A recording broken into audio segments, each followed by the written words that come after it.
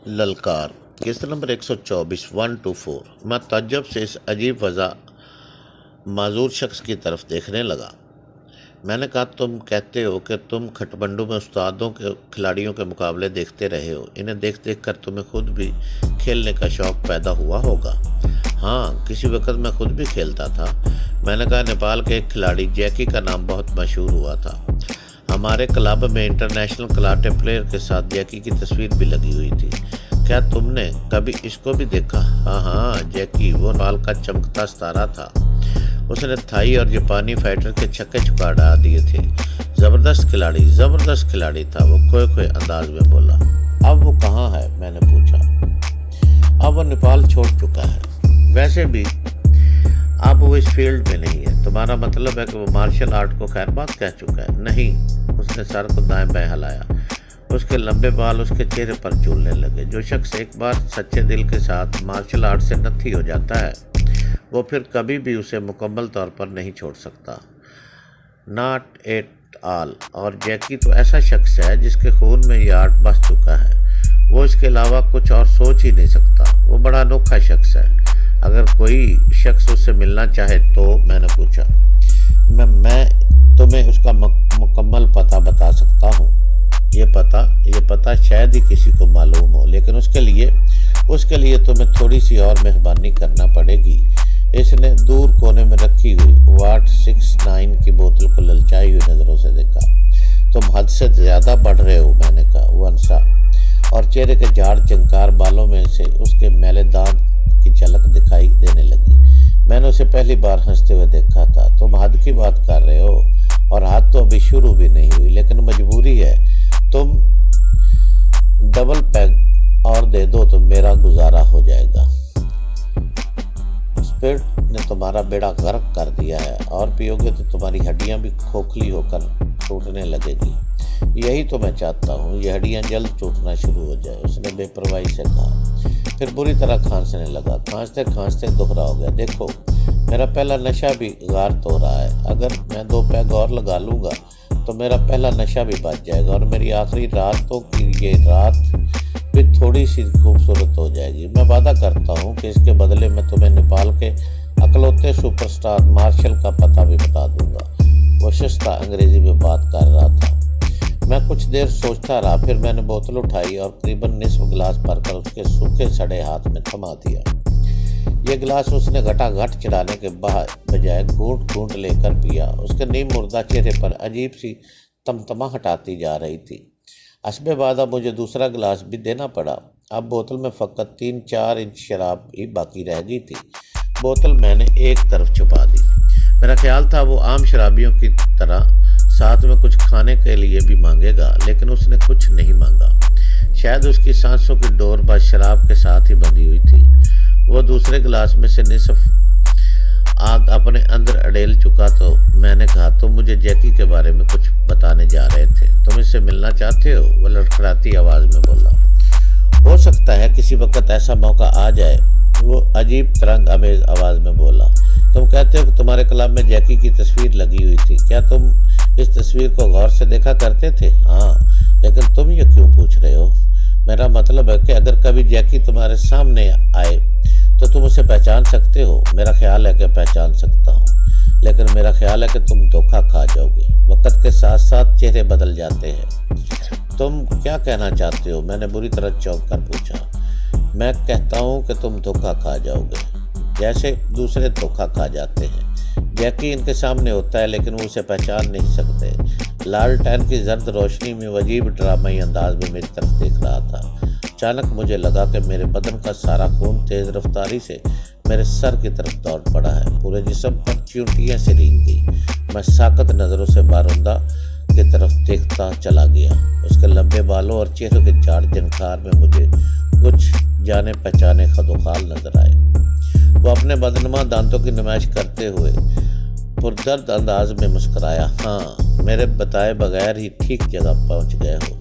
जैकी तुम्हारे सामने है। नेपाल का दरख्शंदा सितारा, एशियाई champion, international karate superstar, street fighting का बादशाह। हाँ, वो सब कुछ मैं ही हूँ। लेकिन ये कैसे हो सकता है? यह दुनिया है, यहाँ सब कुछ हो सकता है। यहाँ حکم جی جیسے شیطان ہو، وہاں جارج اور اسٹیل جیسے بھیڑیے ہوں، وہاں سب کچھ ہو سکتا ہے، لیکن تمہیں ان چکروں میں پڑنے کی ضرورت نہیں، بالکل ضرورت نہیں۔ میں ہکا بکا اس کی طرف دیکھتا رہا۔ مجھے وہ مناظر یاد آئے جب اسحاق اور میں اسے بدبودار کشتی میں بری طرح پیٹ رہے تھے اور وہ ہماری ضربوں کو حیران کن آسانی سے جیت رہا تھا۔ پھر یہاں اس سرنگ میں آج صبح کا واقعہ نگاہوں میں تازہ ہوا۔ جوان سال صحت مند احمد اس لاغر معذور کو دست بدست لڑائی میں زیر کرنے میں ناکام رہا تھا۔ وہ نشے کی ترنگ میں بولا، اگر تم مجھ سے آٹوگراف لینا چاہتے ہو تو تمہیں مایوسی ہوگی۔ دراصل میں بائیں بازو سے لکھتا تھا اور میرا بایاں ہاتھ کاٹ دیا گیا ہے۔ ہاں، اگر تم میرا انٹرویو لینا چاہو تو لے سکتے ہو۔ اگر یہ انٹرویو کسی اخبار یا ٹی وی چینل کو دے کر بہت پیسے بنا سکتے ہو۔ جیکی کے آخری انٹرویو کے طور پر یہ بڑی شہرت پائے گا۔ ہاں، میں سچ کہہ رہا ہوں۔ وہ ایک بار پھر کھانسنے لگا۔ میں نے اس کے برہنہ بازو کی طرف دیکھتے ہوئے کہا، یہاں تمہارے بازو پر تو تمہارا نام باروندہ لکھا ہوا ہے، لیکن باروندہ کے آگے جے بھی تو لکھا ہے۔ یہ جیکی کے لیے ہے۔ میرا پیدائشی نام باروندہ ہے، لیکن جس نام سے شہرت پائی وہ جیکی ہے۔ میں حیرت اور تجسس سے اس کی طرف دیکھتا رہا۔ اس مشہور و معروف شخص سے میری ملاقات پانڈیر اسٹیٹ کے اس جنگل میں، اس زمین دوز سرنگ میں ہوگی اور اس حال میں ہوگی، یہ میں نے کبھی سوچا بھی نہ تھا۔ میں نے پوچھا، کیا تمہارا بازو اور ٹانگ کاٹے گئے تھے؟ تو تمہارا کیا خیال ہے میں نے شوقیہ انہیں اپنے جسم سے علیحدہ کر دیا تھا؟ لیکن میرا مطلب ہے کہ تم حکم اور جارج کا نام لے رہے ہو۔ کیا یہ کام انہوں نے کیا؟ دیکھو دوست، میں نے 2 پیک کے بدلے میں تمہیں جو کچھ بتانے کا وعدہ کیا تھا وہ میں نے بتا دیا۔ اگر تم کچھ اور پوچھنا چاہو گے تو پھر اس کے لیے تمہیں کچھ اور مہیا کرنا پڑے گا۔ ویسے بہتر تو یہی ہے کہ اس موضوع کو نہ چھیڑو۔ تمہارا دل دکھے گا اور میرا تو بہت زیادہ دکھے گا۔ دیکھو کتنی پیاری رات ہے، ہوا ٹھنڈی ہے، باہر سے جنگلی پھولوں کی خوشبو آ رہی ہے۔ یہ سنو، کہیں دور شاید کوئی چیتا چہک رہا ہے۔ میں خاموش رہا۔ وہ خود ہی بولا، تم کہو گے چیتا چہکتا نہیں، چلاتا چنگاڑتا ہے، لیکن مجھے تو اس وقت چہکتا ہی لگ رہا ہے۔ ہر شے خوبصورت ہے، یہ سرنگ بھی اتنی بری نہیں لگ رہی۔ میرا خیال ہے کہ باہر چاند بدلیوں میں سے جھانک رہا ہوگا۔ کاش میں اس وقت اپنے گھر میں ہوتا، اپنی کشتی میں۔ کیا تم کسی طرح اپنی کشتی تک جانے میں میری مدد کر سکتے ہو؟ تم مجھے اپنے سارے ساتھیوں میں سے بہتر لگے ہو۔ تم میری زبان بھی سمجھتے ہو، شاید میرے دل کی زبان بھی کچھ تمہاری سمجھ میں آ رہی ہو۔ میں اپنی کشتی میں واپس جانا چاہتا ہوں۔ میری زندگی کا کوئی بھروسہ نہیں، کسی بھی وقت ختم ہو سکتا ہوں۔ میں اپنی کشتی میں مرنا چاہتا ہوں۔ اگر تم مجھے میری کشتی اور میری شراب تک پہنچا دو تو میں وہ کچھ کہتے خاموش ہو گیا۔ شاید وہ کہنا چاہتا تھا کہ میں زندگی بھر تمہارا احسان مند رہوں گا، لیکن پھر اسے خیال آیا ہوگا کہ ابھی وہ اپنی زندگی کے مختصر ترین ہونے کا ذکر کر چکا تھا۔ اچانک داہنے کی طرف سے بلند آواز سنائی دی۔ ان میں نمایاں آواز انور خان کی تھی۔ وہ چلانے والے انداز میں کچھ کہہ رہا تھا۔ یہ خطرے کی گھنٹی تھی۔ میں نے باروندہ کو وہیں سینڈ بیگ کے قریب چھوڑا، بوتل اور ریفل تھامی۔ قریب 50-60 میٹر کا فاصلہ طے کر کے میں تیزی سے داہنے پر پہنچ گیا۔ یہاں صورتحال واقعی تشویشناک تھی۔ انور خان ایک بدلا ہوا شخص نظر آ رہا تھا۔ اس کی آنکھوں سے شعلے نکل رہے تھے۔ وہ سر تپا ایک جنگجو پٹھان تھا۔ اس نے ماریا کو سر کے بالوں سے بری طرح جکڑا ہوا تھا اور اپنی ریفل کی نال وہ اس کے سر سے لگا رکھی تھی۔ وہ ماریا کو بالکل سرنگ کے داہنے پر لے آیا تھا۔ انور خان اور ماریا دونوں کا رخ باہر کی طرف تھا۔